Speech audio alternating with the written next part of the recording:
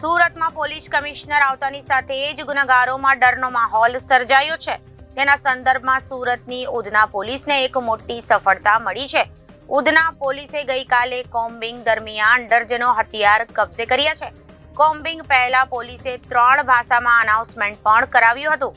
સુરત શહેરમાં police commissioner આવતાની સાથે જ ગુનેગારોમાં ડરનો માહોલ સર્જાયો છે, જેના સંદર્ભમાં ગઈકાલે ઉધના પોલીસે ઉધનાના અલગ અલગ વિસ્તારોમાં કોમ્બિંગ હાથ ધર્યું હતું.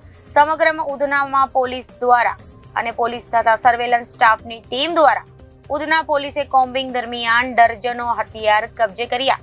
કોમ્બિંગ પહેલા જ પોલીસે 3 ભાષામાં એનાઉન્સમેન્ટ પણ કર્યું હતું અને જે લોકોના ઘરમાં હથિયાર હોય તેમને જમા કરાવવા માટે આદેશ આપવામાં આવ્યો હતો. સ્વયંભૂ ઘરમાંથી તલવાર, ચપ્પુ, ગુપ્તી કાઢી પોલીસને જમા કરાવવામાં આવ્યા હતા. Reporter Arvind Rathod, Janadesh news, Surat.